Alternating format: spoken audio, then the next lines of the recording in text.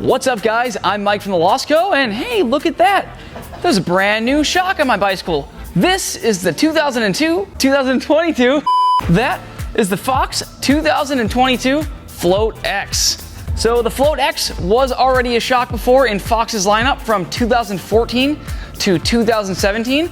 They have reimagined it, redesigned it, re-engineered it, remanufactured it, and re-released it for model year 2022. You might be asking, what happened to the other shocks? Well, the Float X2 is still the top tier shock that is still going to be very much a thing.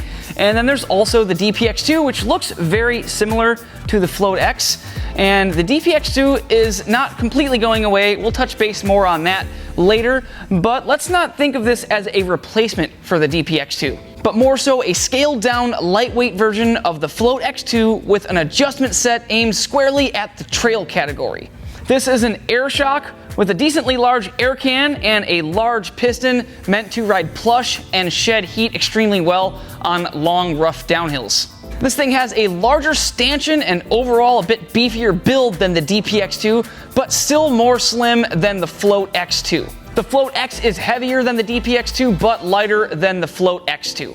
Measuring all of these in the 205 trunnion shock size, the DPX2 weighs in at 423 grams. The Float X here is 502 grams, and the Float X2 is 654 grams. So you can easily tell that the Float X sits right in between the DPX2 and Float X2 when it comes to weight.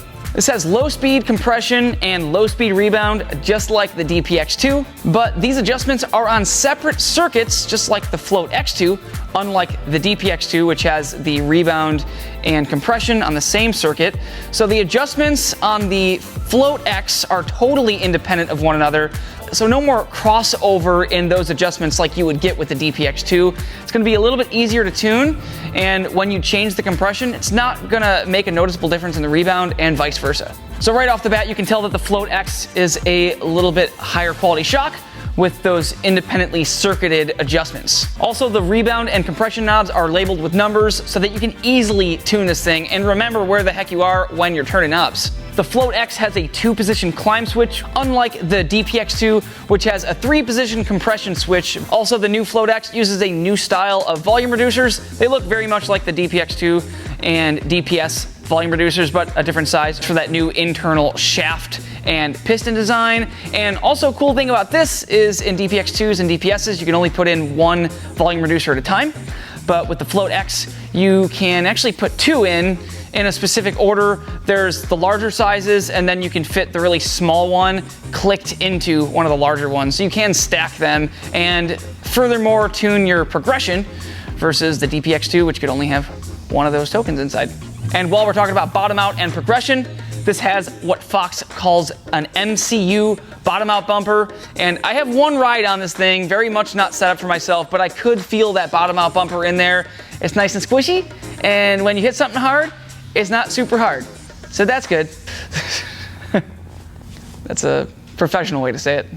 Oh, one other cool thing about these new Float X's is that these things have dedicated reservoir sizes for their different size shocks.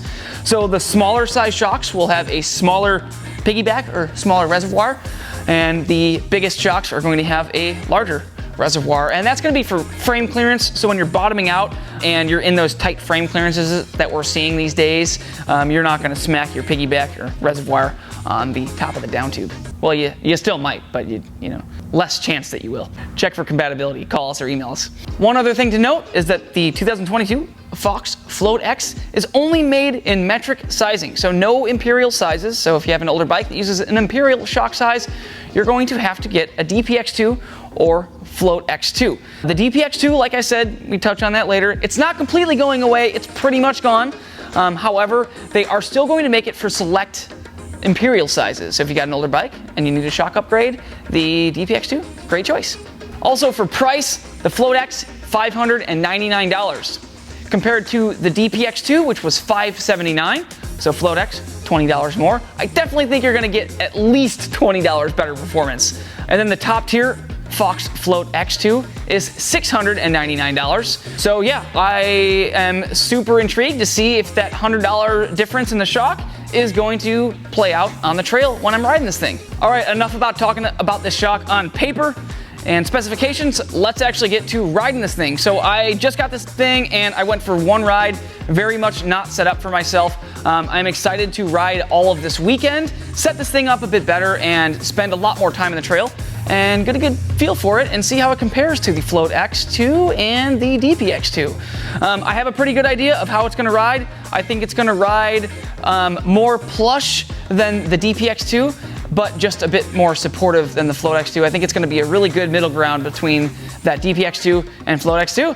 So I'm gonna pop this bike out of the stand, ride it for a couple days, and I'm gonna bring a camera with me so that you can join me on the trails and we'll talk about how it feels while I'm riding. Let's do it. All right, like I said, I already went for one ride with this Float X, and so I did pedal with it. Out of the box, I felt like it did pedal better than the Float X2, just because it's going to be a little bit naturally more supportive and progressive due to the design of the air cannon, whatnot. Today I'm just doing a shuttle lap here in the Chuck and Nuts here in Bellingham. Get downhill quick and see how this thing compares to the other shocks.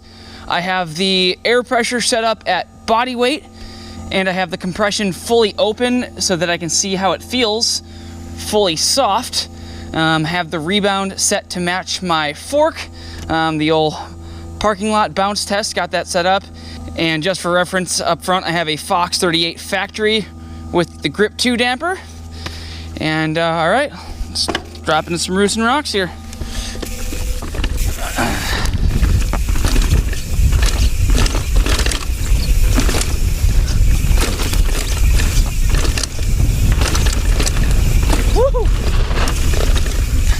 It hasn't been dry out here in a while, and this is running fast.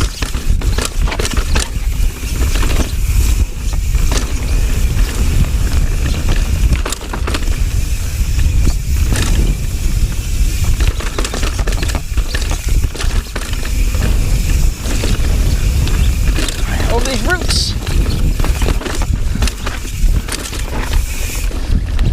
All right, so my prediction was this Float X is going to feel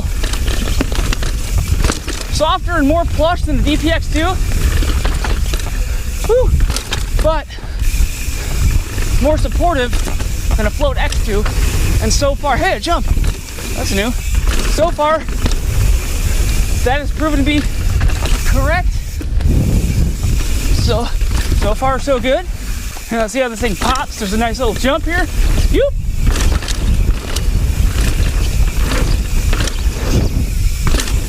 Yep. Get on the gas, pedal her up. So far, I don't feel anything right away that I want to change. The compression is fully soft, so yeah, the shock's a little soft, but it's super plush over these bumps. I'm gonna leave it like that for a second. The rebound feels super dialed just from the old parking lot bounce squish test. It seems like it's matched up pretty well to my fork settings. I'm gonna leave that. And so far, how I thought the shock would feel on paper, it feels exactly like that on the trail. More plush than the DPX2, and a little bit more supportive than a Float X2. So right in between. I could tell that it's not exactly a Float X2, like if you blindfold tested me, I wouldn't think that I had an X2 on my bike, but it definitely feels like I have something a little bit nicer than a DPX2. So let's drop into this next section. Keep her going.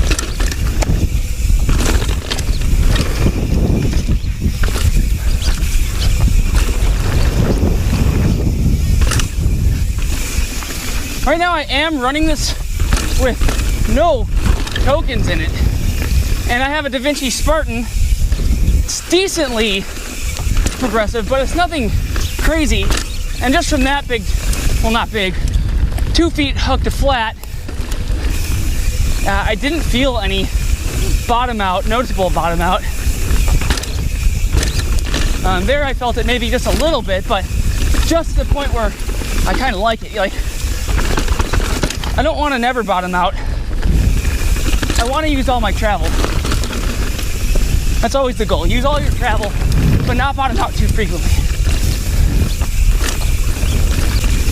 Honestly, this thing feels really good.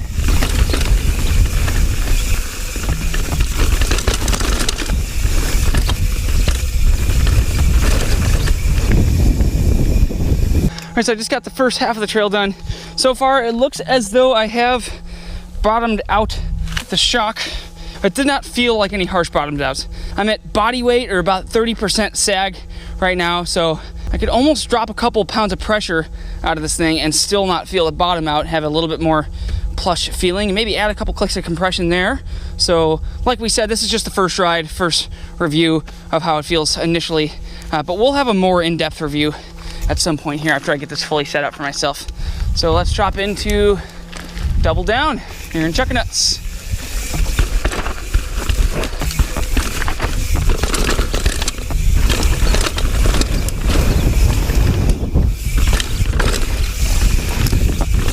One thing I will say is that this shock definitely feels like it's a great match for this factory series Fox 38. We felt kind of like the DPX2 was basically a very trail XC shock that just so happened to come in longer sizes. And it was never really plush enough to keep up with how the Grip 2 factory forks felt.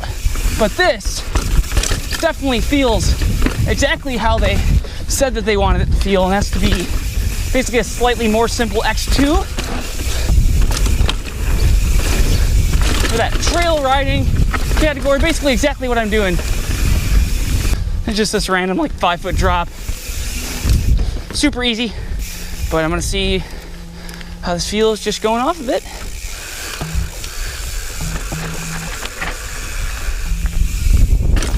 Yeah, I mean, I felt like it bottomed out, but it didn't feel harsh.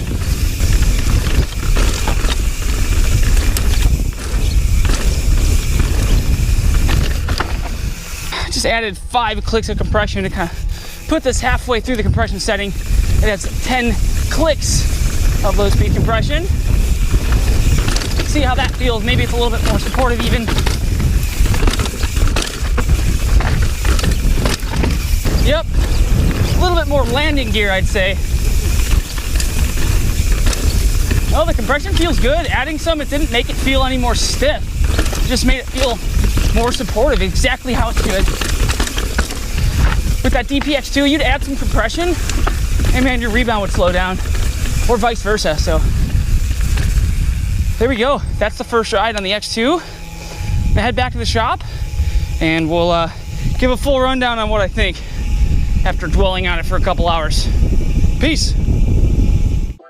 All right, well, I rode this Float X some more, and it's easy to say, it's a great shock. So in a nutshell, my first impressions of the new Float X are that it rides more plush than a DPX2, and it's more supportive than a Float X2, which is just as I imagined. And overall, the Float X actually feels more like the X2 than the DPX2, which is a very good thing.